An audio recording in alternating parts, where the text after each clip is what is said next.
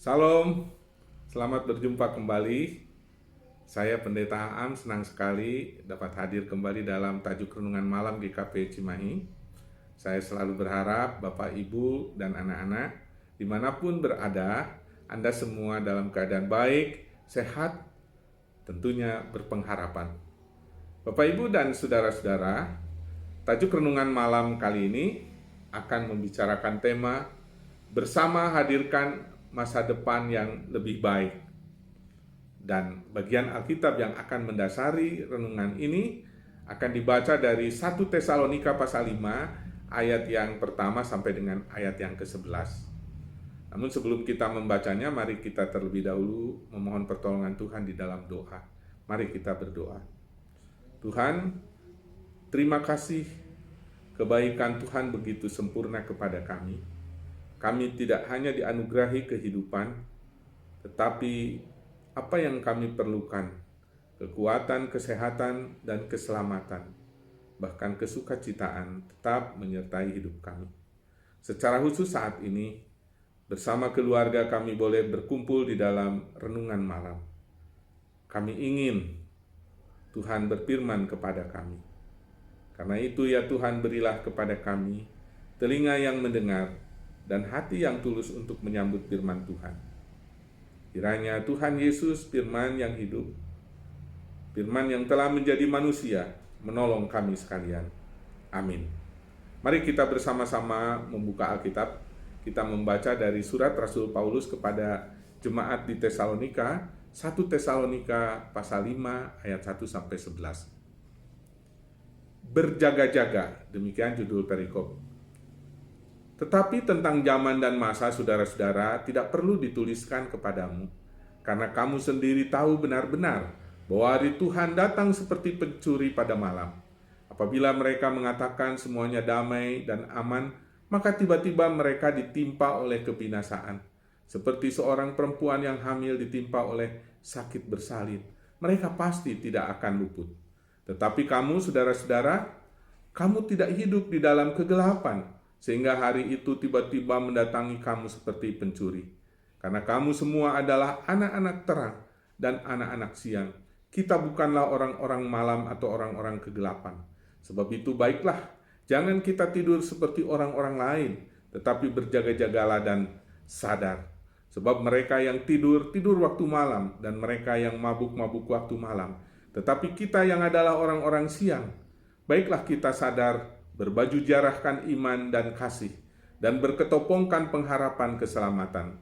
Karena Allah tidak menetapkan kita untuk ditimpa murka, tetapi untuk beroleh keselamatan oleh Yesus Kristus Tuhan kita, yang sudah mati untuk kita, supaya entah kita berjaga-jaga, entah kita tidur, kita hidup bersama-sama dengan Dia. Karena itu, nasihatilah seorang akan yang lain, dan saling membangunlah kamu, seperti yang memang kamu lakukan. Sampai di situ pembacaan Alkitab. Berbahagialah kita yang mendengar firman Tuhan, serta memberlakukan di dalam hidupnya. Bapak, Ibu, dan saudara-saudara, bersama hadirkan masa depan yang lebih baik. Bapak, Ibu, saya percaya dan yakin Anda semua pasti menginginkan masa depan yang lebih baik dari saat ini atau dari masa lalu. Dan karenanya kita selalu mencari tahu bagaimana cara untuk mencapai masa depan yang lebih baik itu. Biasanya salah satu faktor yang akan dipertimbangkan adalah apa yang menjadi gambaran masa depan itu sendiri dan apa yang kita miliki sekarang. Misalnya, karena mendung, maka ada kemungkinan akan hujan, dan karena itu kita akan membawa payung atau mantel. Contoh lainnya di bidang ekonomi misalnya, karena kita tahu bahwa ke depan kita itu butuh sehat. Ke depan kita juga butuh mempersiapkan pendidikan anak-anak, sehingga dari jauh-jauh hari kita mempersiapkan asuransi kesehatan dan asuransi pendidikan bagi anak-anak kita. Nah, Bapak Ibu dan saudara-saudara, sebagai orang percaya, masa depan yang antisipatif atau yang perlu diantisipasi terkait dengan apa yang kita imani di dalam Alkitab jelas, yaitu akhir zaman atau saat kedatangan Tuhan Yesus yang kedua. Nah, kalau kita membaca Injil Matius pasal 24 dan 25, intinya ya sama, kita harus berjaga-jaga. Demikian pula di dalam 1 Tesalonika pasal 4 dan 1 Tesalonika pasal 5 ayat 1 sampai 11 yang kita baca tadi. Di sana juga kita diajak untuk berjaga-jaga. Hal ini hendak mengatakan bahwa kedatangan Yesus yang kedua yang dikatakan sebagai akhir zaman dengan hadirnya langit baru dan bumi baru adalah suasana yang lebih baik, indah dan membahagiakan bila dibandingkan dengan kehidupan dunia saat ini. Hal yang dijanjikan oleh Tuhan ini juga diungkapkan di dalam pengakuan iman rasuli. Ya. Kalau kita mau nyimak pengakuan iman rasuli, kita memperhatikan bagaimana tentang akhir zaman itu dinantikan. Nah, Bapak Ibu dan saudara-saudara, perikop 1 Tesalonika pasal 5 ayat 1 sampai 11 ini merupakan sambungan pasal 4 ayat 13 sampai 18 yang menceritakan mengenai kedatangan Tuhan. Kedatangan Tuhan merupakan suatu situasi yang tidak dapat diketahui oleh manusia. Sebab situasi atau waktu itu adalah masa yang ditetapkan oleh Tuhan. Kalau kita membaca pesan Tuhan Yesus di dalam Kisah Rasul pasal 1 ayat 7, Tuhan Yesus mengatakan kepada murid-muridnya, Bapakku sendiri yang menentukan hari dan waktunya. Itu tidak perlu kalian ketahui, sebab itu hak Bapa. Kalau kita baca dalam Alkitab bahasa Indonesia sehari-hari. Nah, Rasul Paulus tidak memberitahukan atau tidak menuliskan kedatangan Tuhan itu kapan terjadi. Tadi kita membaca di dalam 1 Tesalonika pasal 5 ayat 1. Tidak perlu kami menuliskan kepadamu kapan waktunya yang tepat hal-hal itu terjadi. Mengapa Paulus mengatakan seperti itu? Karena hanya Tuhan yang tahu dan itu adalah masa yang ditetapkan Tuhan. Sebab seandainya Tuhan memberitahukan waktu dan masa tentang kedatangan Tuhan Yesus yang kedua itu kepada manusia, maka orang percaya tidak perlu lagi berjaga-jaga. Karena apa? Karena sudah mengetahui waktu dan masa kedatangan Tuhan itu. Tetapi tidaklah seperti itu tadi. Paulus menuliskan waktu dalam pengertian jamak, yaitu kronon, artinya waktu-waktu. Dan masa dalam pengertian jamak juga, yaitu kairon, artinya masa-masa. Jadi maksud Paulus di sini adalah tidak ada seorang pun manusia yang mengetahui waktu-waktu dan masa-masa kedatangan Tuhan itu. Paulus hanya memberikan analogi atau pembanding, gambaran kepada jemaat di Tesalonika bahwa kedatangan Tuhan itu seperti pencuri yang datang di malam hari.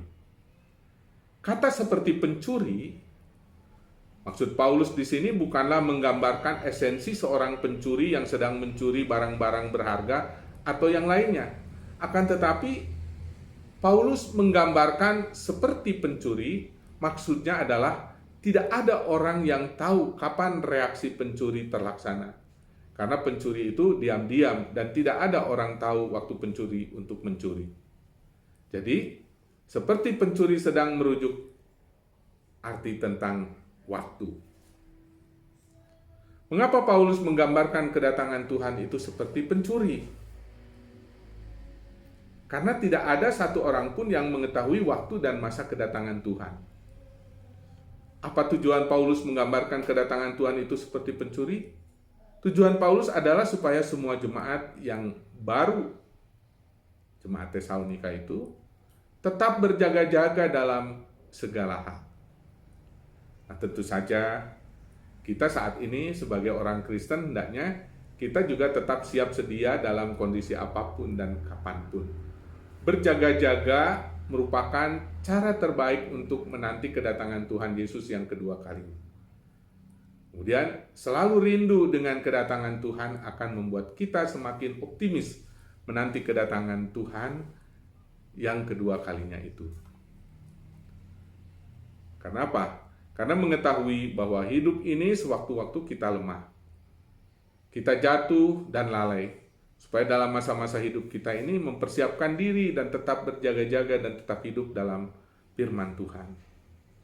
Entah kita bangun, entah kita tidur, kita tetap hidup di dalam Tuhan. Sehingga menanti kedatangan Tuhan yang kedua kali. Kita tidak perlu takut dan gentar. Melainkan kita tetap siap sedia dan berjaga-jaga.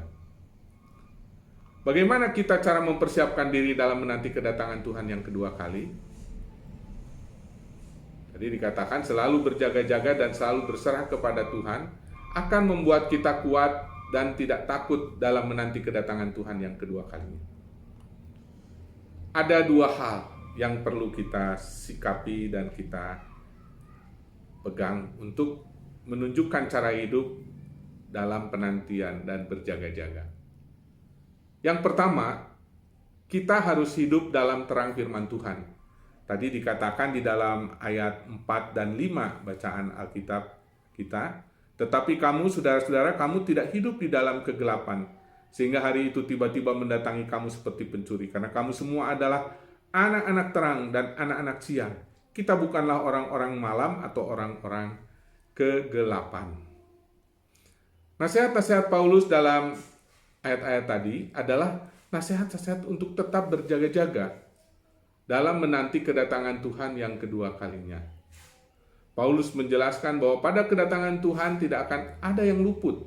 Maksudnya dia mulai berbicara mengenai waktu yang tertentu, mengenai kedatangan Kristus, yang akan bersifat mengerikan dan mendadak kepada yang jahat, tapi nyaman kepada orang yang memelihara iman. Paulus mengerti keberadaan orang Kristen di Tesalonika.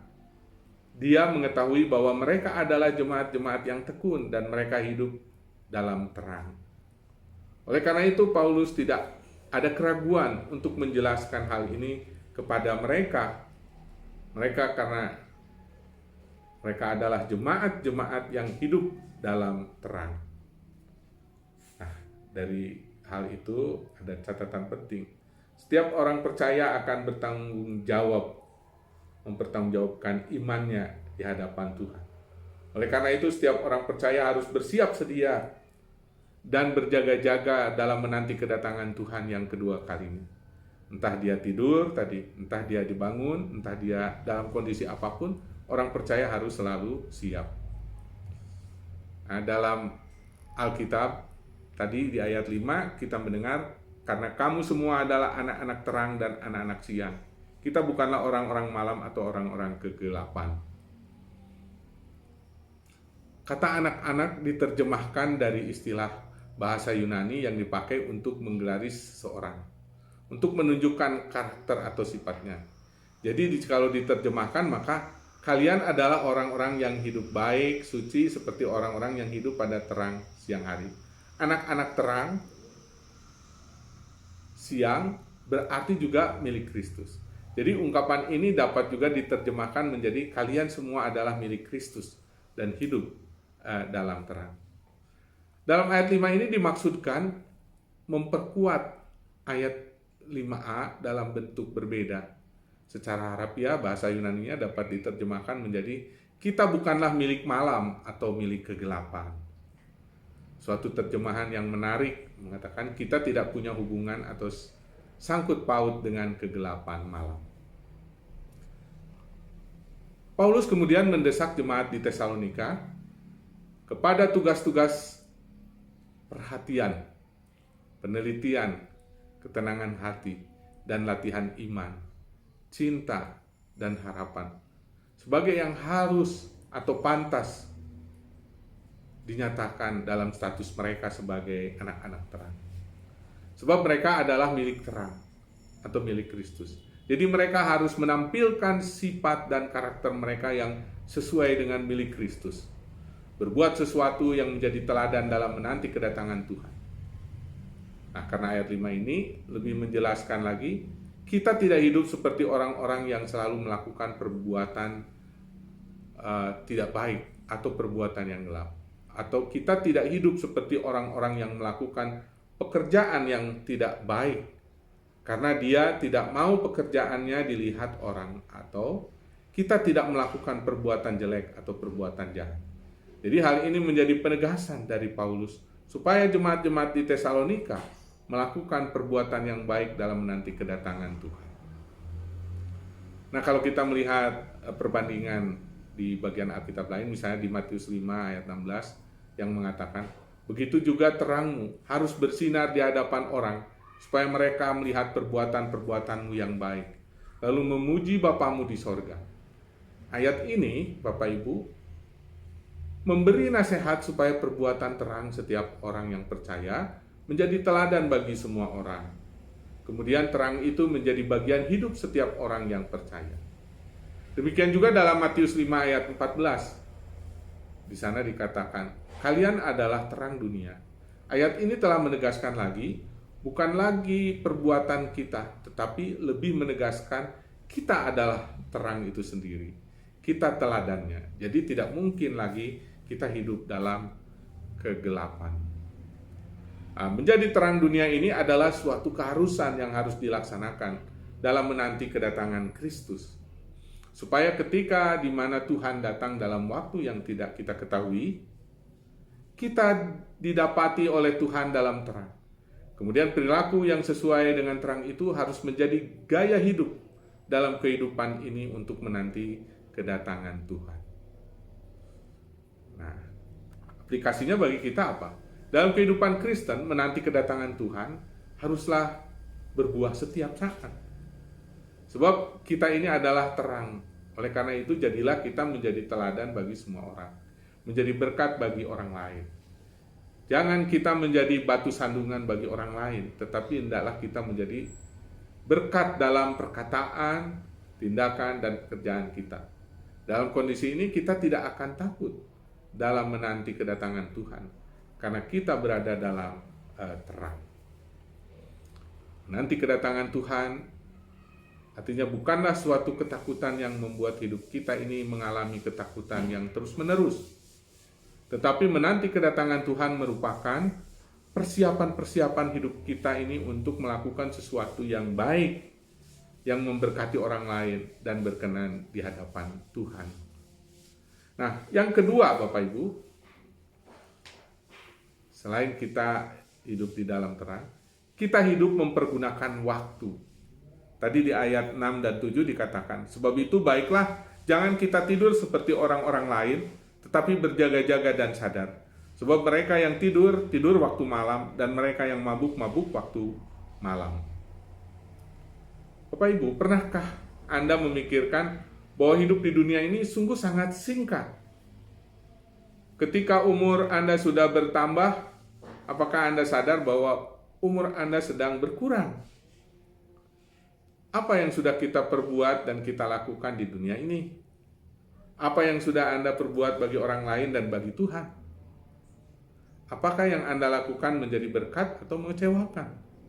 Pertanyaan-pertanyaan seperti itu menjadi satu perenungan bagi kita. Apakah kita sudah mempergunakan waktu kita di dunia ini dengan baik atau tidak? Tuhan memberikan waktu di dunia ini yang setiap saat berjalan, atau kronos tadi. Dan juga Tuhan memberikan masa atau waktu kita di dunia ini kairos. Hidup Kristen merupakan pemberian Tuhan, yang merupakan suatu kesempatan hidup atau anugerah untuk hidup di dunia ini. Oleh karena itu, setiap orang percaya harus mempergunakan waktu dengan baik. Orang percaya harus menyadari bahwa kehidupan kita ini merupakan sebuah kesempatan. karena kesempatan ini tidak dapat terulang lagi dan hanya berjalan sekali saja. Menyadari hidup Kristen merupakan kesempatan anugerah akan mendorong kita untuk selalu hidup dalam Tuhan dan mempergunakan kesempatan itu untuk berbuat sesuatu yang baik bagi sesama dan bagi Tuhan. Bapak, Ibu, dan saudara-saudara, mempergunakan waktu kita sangatlah penting sekali, sebab segala sesuatu yang sudah kita lakukan tidak akan terulang lagi tadi. Kalau kita kemarin berbuat jahat, berarti selamanya kita sudah pernah berbuat jahat. Kalau kita kemarin gagal, berarti selamanya kita sudah pernah mengalami gagal. Kalau kita sudah pernah jatuh dalam perselingkuhan, berarti selamanya kita sudah pernah selingkuh. Jikalau kita kemarin sudah mengecewakan Tuhan, berarti selamanya kita sudah pernah mengecewakan Tuhan. Oleh karena itu, belajarlah mempergunakan waktu kita untuk selalu melakukan yang baik dan yang berkenan di hadapan Tuhan. Nah, di atas semuanya itu, kita harus mengetahui tujuan hidup kita di dunia ini. Apa?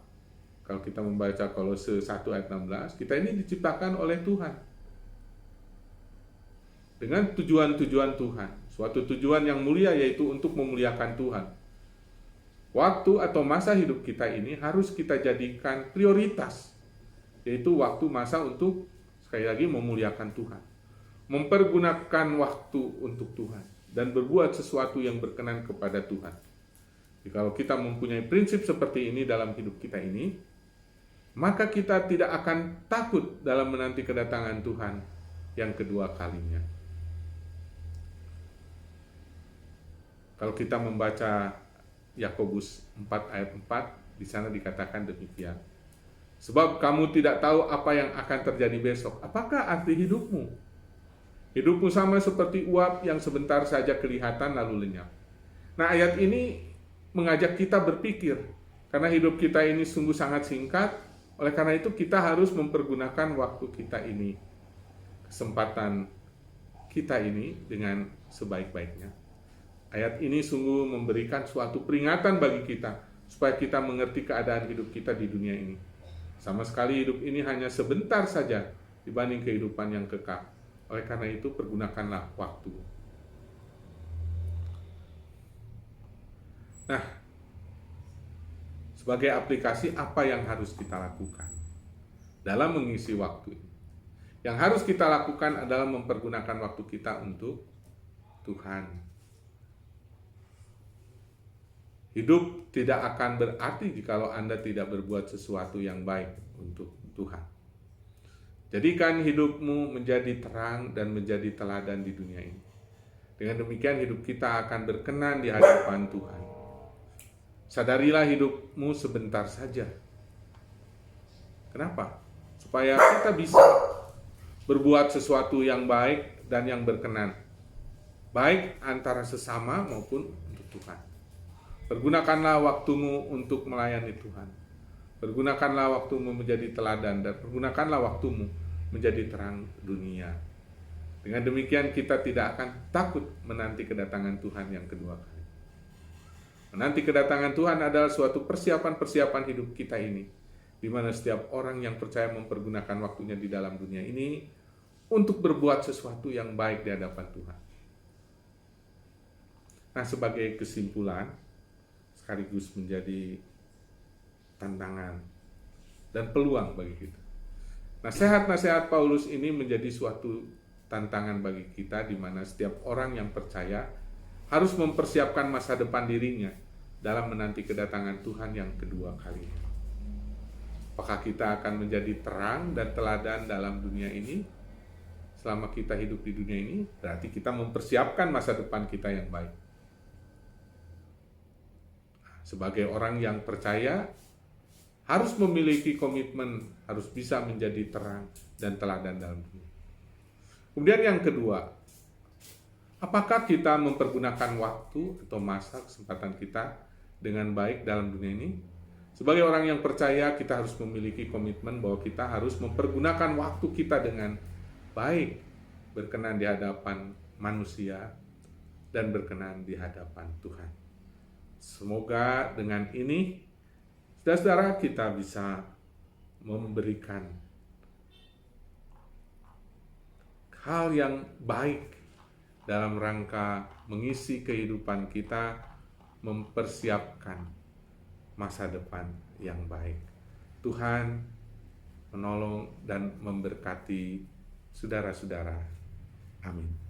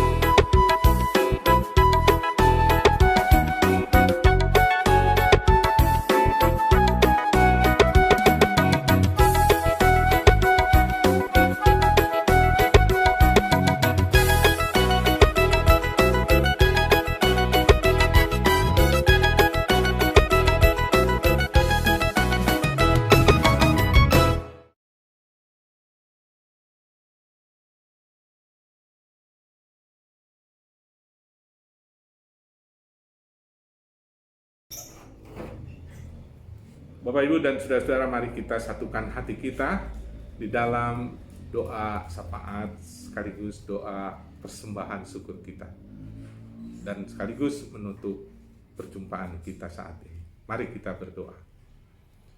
Tuhan, kami merendahkan diri, tanti-tantinya kami bersyukur karena kami selalu dianugerahi yang terbaik oleh Tuhan. Terima kasih untuk renungan malam bersama keluarga saat ini. Ini adalah cara Tuhan melindungi, menjaga, dan mengarahkan kehidupan kami bersama keluarga untuk selalu berada dalam keinginan-keinginan Tuhan. Terima kasih untuk firman Tuhan. Terima kasih untuk pengajaran yang Tuhan berikan kepada kami. Sebelum kami beranjak untuk beristirahat di tempat pembaringan kami masing-masing, perkenankan saat ini kami mendoakan keluarga kami. Tuhan, hidup kami sepenuhnya bergantung kepada Tuhan. Karena itu kuduskanlah keluarga kami, agar kami hidup berkenan di hadapan Tuhan. Tuhan, bila malam ini beristirahat, lindungilah kami. Jauhkan kami dari segala hal yang tidak diinginkan. Kami juga berdoa ya Tuhan, bagi kehidupan jemaat Tuhan di dunia, di Indonesia, di Jawa Barat, dan secara khusus di kota Cimahi. Bahkan terkhusus GKP Jemaat Cimahi di mana kami menjadi bagiannya. Tuhan, lindungilah jemaat-Mu di dalam menghadapi segala tantangan kehidupan teristimewa saat ini kita masih menjalani masa pandemi. Tuhan, kiranya Tuhan melindungi seluruh umat Tuhan agar dapat terhindar dari segala kemungkinan yang tidak diinginkan yang disebabkan oleh virus corona atau COVID-19. Tuhan, Demikian juga untuk dampak dari semuanya itu. Kehidupan sosial ekonomi, kehidupan sosial pendidikan yang sangat dirasakan berat oleh masyarakat.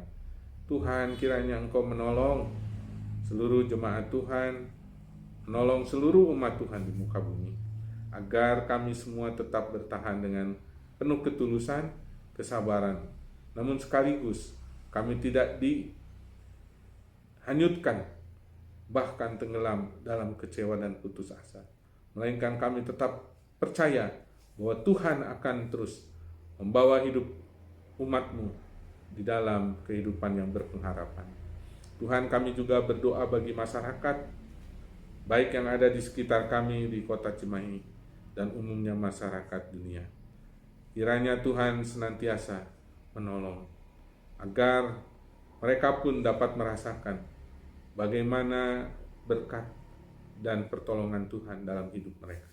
Lebih dari itu, tundukkanlah setiap anak-anak-Mu di muka bumi ini menjadi orang-orang yang takut akan Tuhan. Kami mendoakan secara khusus para pemimpin di negara kami, Bapak Presiden, Wakil Presiden, para menteri yang membantunya, dan para kepala daerah. Kiranya oleh Tuhan diberikan hikmat agar mereka dapat membawa kehidupan masyarakat, dapat membuat kebijakan-kebijakan yang sesuai dengan keinginan Tuhan. Ya Tuhan, secara khusus saat ini kami ingin mendoakan jemaat Tuhan yang sedang terbaring sakit, baik yang dirawat di rumah maupun di rumah sakit. Kiranya oleh Tuhan diberi kekuatan yang lebih, diberi ketulusan dan kesabaran. Bahkan mereka selalu berpengharapan, karena Tuhan akan menganugerahkan segala sesuatu indah pada waktunya. Ulurkan tangan-Mu, mengangkat rasa sakit dan penyakit, memberikan kesembuhan bagi mereka. Kami juga mendoakan jemaat usia lanjut dan anak-anak di bawah usia 12 tahun. Kiranya oleh Tuhan diberi kekuatan menjalankan protokol kesehatan, agar mereka sekalipun saat ini harus dibatasi ruang gerak kehidupannya, tetapi mereka tidak kemudian menjadi kecewa dan putus asa. Mereka boleh tetap oleh Tuhan diberikan penghiburan-penghiburan dan semangat di dalam menjalani kehidupan. Terima kasih untuk renungan malam saat ini. Ya Tuhan, di saat-saat kami merasakan beratnya kehidupan, kami tidak ingin lupa untuk bersyukur. Karena itu terima kasih bila saat ini kami juga boleh menghimpun persembahan bagi kemuliaan nama Tuhan. Biarlah Tuhan pakai benda-benda mati ini menjadi satu cara bagaimana kami melakukan pelayanan, mengembangkan pelayanan bagi kemuliaan nama Tuhan. Ya Tuhan, akhirnya ingin kami bawa seru doa, baik yang terucapkan maupun tersimpan dalam lubuk hati ke hadapan Tuhan. Hanya di dalam nama Tuhan Yesus, Tuhan yang juga mengajarkan kepada kami untuk berdoa.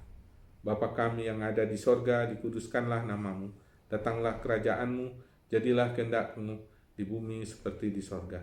Berikanlah kepada kami pada hari ini makanan kami yang secukupnya, dan ampunilah kami akan segala kesalahan kami, seperti kami juga mengampuni orang yang bersalah kepada kami. Dan janganlah membawa kami ke dalam pencobaan, tapi lepaskanlah kami daripada yang jahat, karena Engkau-lah yang mempunyai kerajaan dan kuasa dan kemuliaan sampai selama-lamanya. Amin. Selamat malam Bapak Ibu dan saudara-saudara. Selamat beristirahat dan sampai jumpa di dalam renungan malam berikutnya melalui tajuk renungan malam GKP Cimahi yang akan kita lakukan pada hari Kamis mendatang mulai pukul 17. Tuhan memberkati Bapak Ibu sekalian. Amin.